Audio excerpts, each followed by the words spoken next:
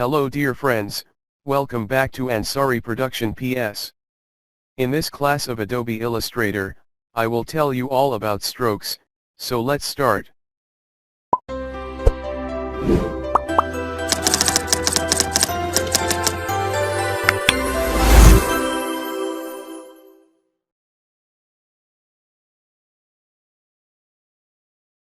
So first of all I will take a new document as usual.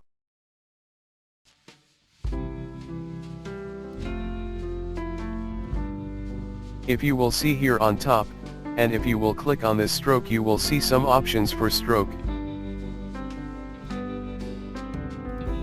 We will see all these options in today's class.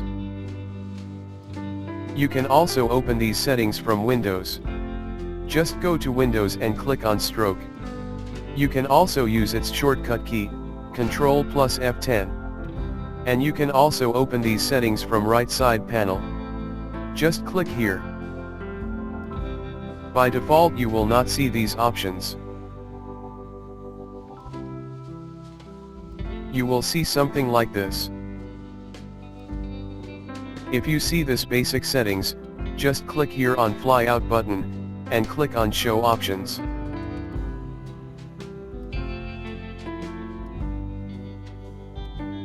Now you can see all options and settings of stroke. I will tell you about all one by one.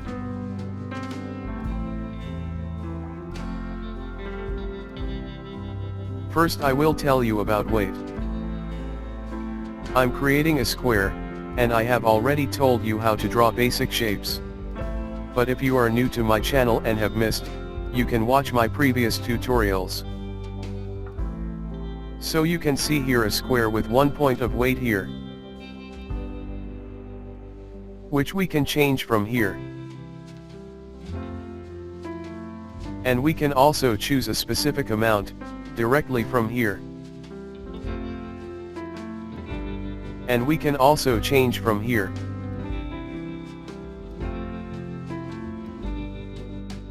Even we can also apply a very thin stroke. Just like this. Now we will see what is cap. We can apply this cap only to open path strokes, so I will create a simple straight line here. Just like this. And, let me increase its weight. Now if I select this line. By default but cap is applied. And if I click on this round cap, you will see the corners of line has changed into round shape, and this is called round cap. Now what is the difference between butt cap and projecting cap? See the difference.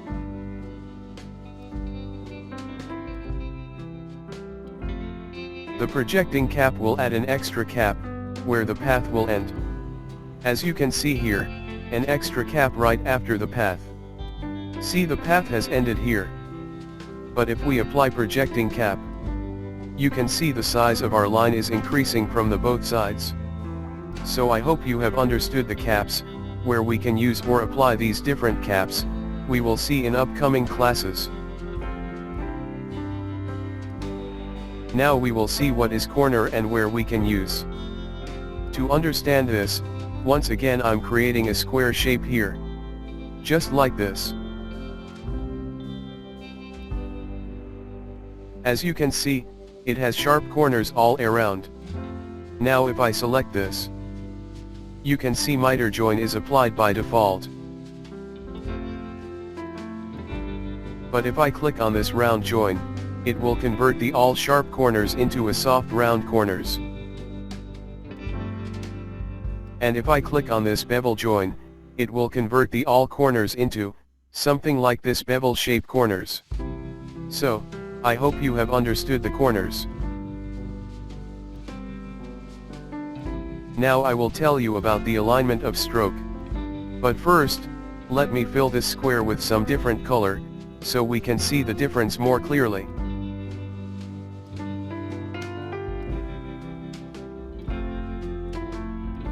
Now it's better.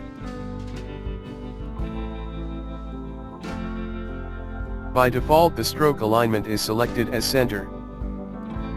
Now if I click to this align stroke inside, see what will happen. Align inside will apply the stroke inside the object, or you can say as inner side.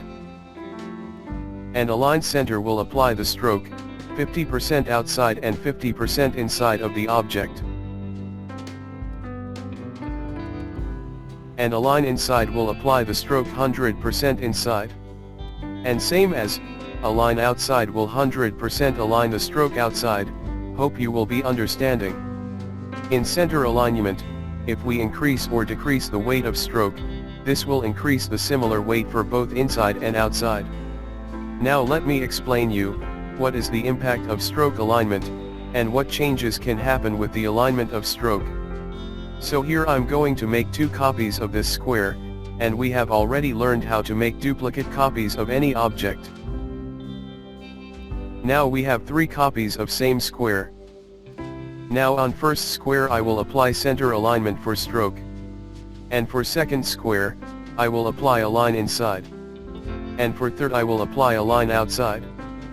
Now if you see here, we have 3 squares with same size, but due to different stroke alignment, all 3 squares are looking different in size. So this is the advantage of stroke alignment. Now if I select the all 3 squares, just like this, and apply the same stroke alignment. See, all squares are looking same in size because they are. So if you will apply the same stroke alignment, it will not affect the appearance of object.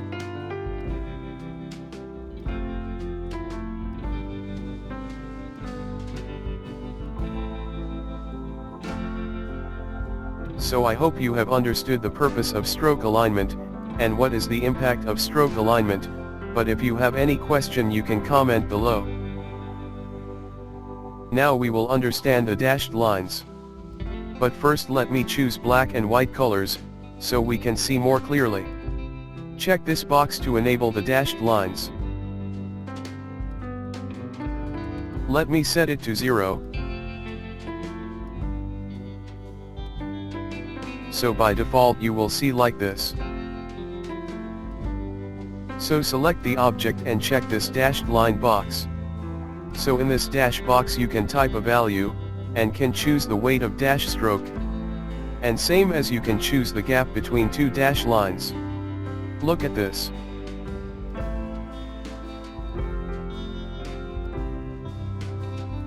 And to make the perfect dot lines, you will have to choose the same weight for stroke dash and gap. Just like this. And if you want you can add more dashes and gaps, this is totally up to your requirements. If you will do its practice you will understand more better, so guys always must do practice. You can also choose different values for each dash and gap. You can select 3 types of dashes and gaps.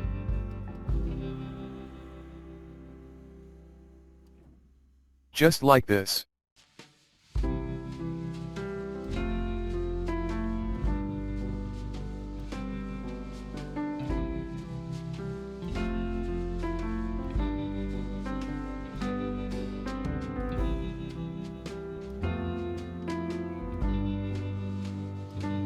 And if you click here on preserves exact dash and gap, see what happened. Just see the dash lines at corners carefully. The dash and gaps are not proper on corners.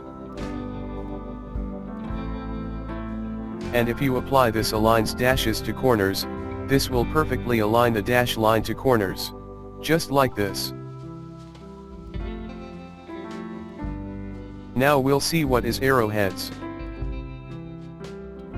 If I draw a straight line here,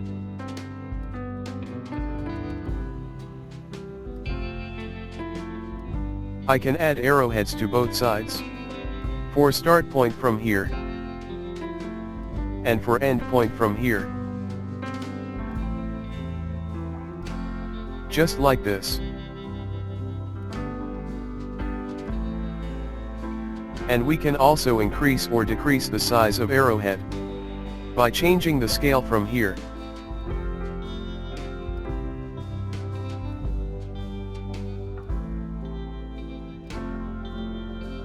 And you can also put the values manually. And in case, if you want to change the size of only one arrowhead, just click on this chain button to unlink the scale of both arrowheads. Now we can increase or decrease the size of arrowheads separately. To change the size for starting arrowhead, change the value from here. Oops.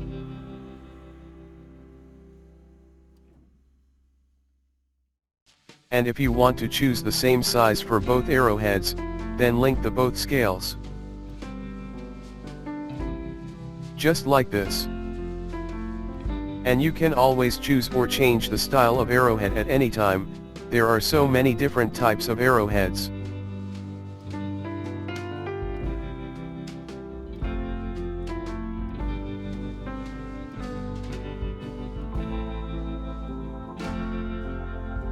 And you can also apply these arrowheads to any open stroke, so here I'm making a stroke with the help of pen tool.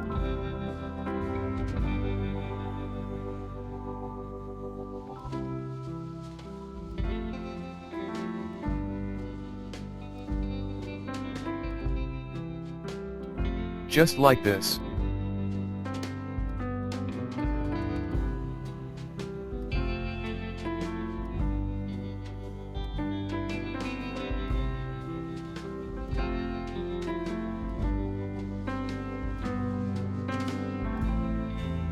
Isn't interesting? So I hope it's enough for today, and see this one by yourself. See you in next class.